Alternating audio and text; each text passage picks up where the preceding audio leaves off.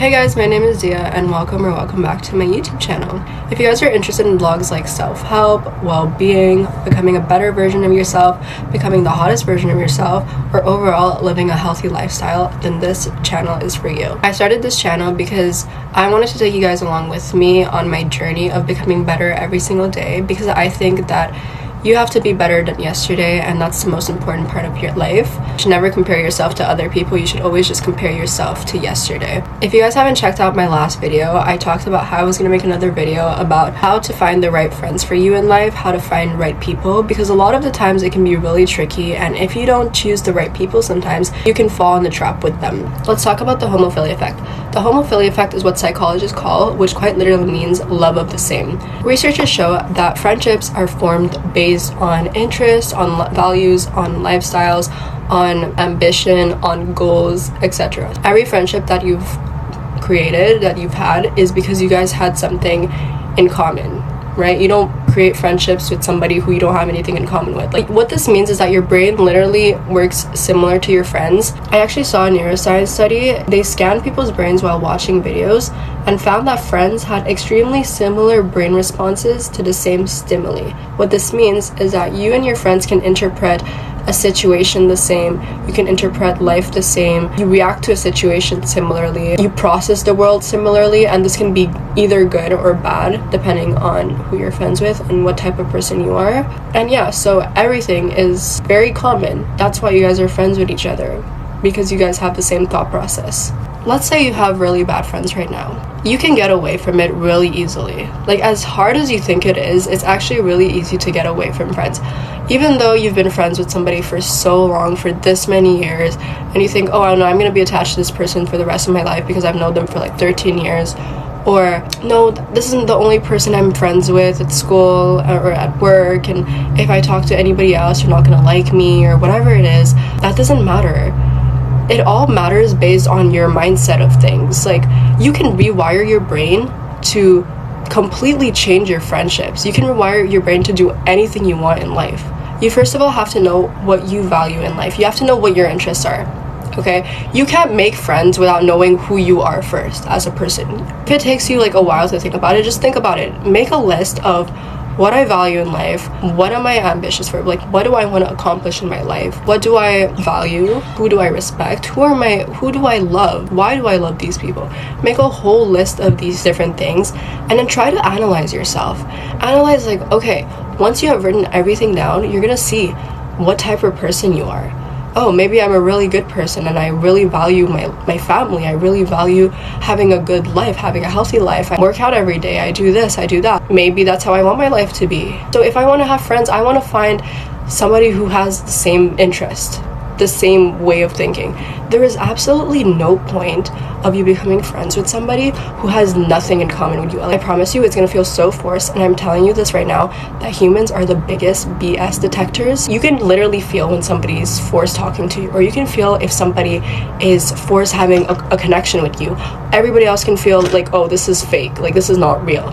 You know what I mean? Because you sense an energy, and there is absolutely no point of draining your own energy just for somebody who's not even worth it. There's 8 billion fishes in the sea. You can easily find somebody. There's no way of, like, you know, teleporting to that dream friend. But once you start to talk to people, once you start to analyze, okay, here's a trick that I always do before I start making friends. Whatever I do, I always try to analyze the person before becoming friends with them. Maybe I have like a hangout with them, we talk. I'm not going to invest my whole energy into them just yet. I'm not going to show out my whole personality just yet, because I want to see, what is this person talking about? Does this person love her family? Does this person love her friends? Does she see life in a good way? Does she see things positively and never negatively? I try to see my values into this person, and if I see that our values and our interests and everything align, then yes, I'm going to invest myself into this person. But I'm not going to do it right away. You have to know, like, when to control yourself, because that's another thing. Like, a lot of people, what they do is that once they meet somebody, they automatically invest everything into this person. Oh my god, I'm like this, I'm like that, I'm like that. Like the first hangout. And then sometimes, if the other person is analyzing you, then they can be like, why are they trusting me so quickly? Like, I just met this person one time. Why are they trusting me? There's something behind it. Maybe they do this to everyone, or maybe they're trying to, you know, force a friendship or something. You never know what people can think.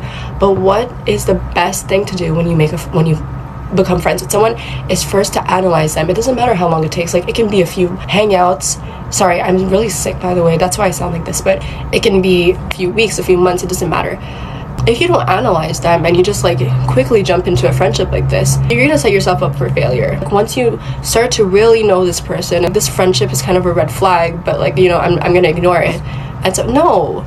Like, it's really easy to read people from based on what they tell you. If they tell you something about like, oh, I hate my family because of this and this and this on the first hangout, then you can tell yourself that this person, they can tell your secrets to other people really quickly. Because if they can't even keep their family's secrets, then they probably can't keep yours. It's really easy to read people.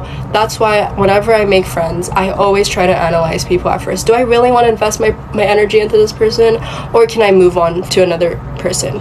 Don't invest in something which is not worth it. If somebody's being a bad friend to you, if you genuinely do not like talking, like, you're friends with this person, okay? And I don't know, you're in school, you're at work, whatever it is, you're talking to this person, you're friends with this person, but you don't like it. You don't like talking to them. But the only reason why you do it is because of survival. Like, oh, I don't have any other friends, so I have to talk to this person. No, that's like, you're setting yourself up for failure.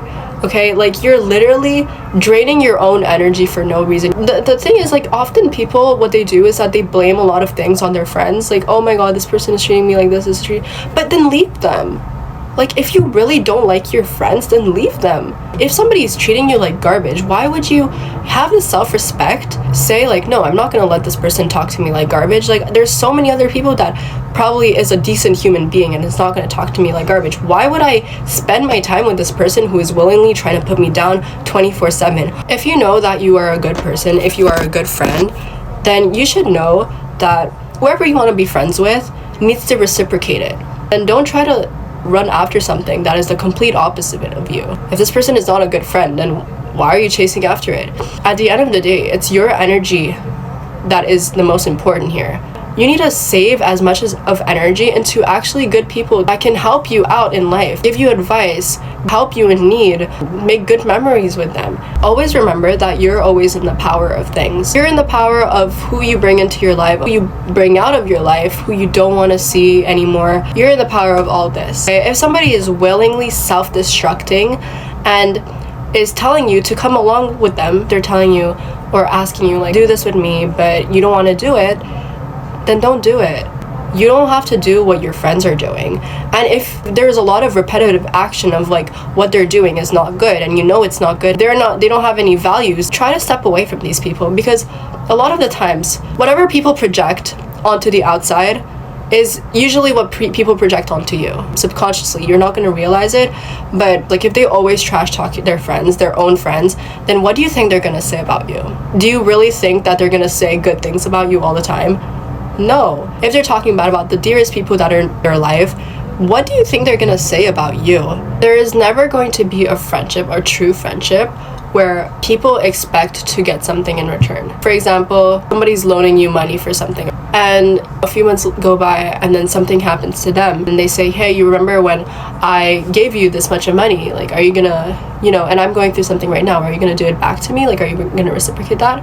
Are they really to be trusted? Because what's gonna happen is that you're not gonna have trust in this person anymore, and whenever you would need help for something, you're not gonna ask this person anymore, because you're gonna know that in a few months they're gonna ask you for the same action back. That is like one of like the biggest red flags for me, because I know that I wouldn't be able to trust this person anymore with anything, because they're only doing good for me to actually benefit themselves. Also, if you know somebody is doing something wrong and you are ignoring it, this is called cognitive dissonance. What this means is that it's your brain's way of saying that I'm gonna ignore what is happening by reducing discomfort and justifying what they're doing. For example, if one of your friends is doing something toxic and you're like, oh, they're not toxic, they're just honest, or oh, this person is not lazy, they're just tired. you also have to be the type of person that does good for your friends. Even if there's like a small red flag here and there, you have to always try to help your friends out. If they're doing something that is not good for them, tell them as a friend, like, what you're doing is not good. I'm always going to be the type of friend that if somebody is doing something bad or is doing something wrong or is, you know, self-destructing in a way, I'm gonna say, this is not good. Why are you doing this? Because sometimes they don't always realize what they're doing. Sometimes they think, like, if they see it in one perspective, they think like, oh, it's fine. But then when somebody else tells them like, oh, this is not good, you know, try to avoid it, they might sometimes realize what they're doing might not be good.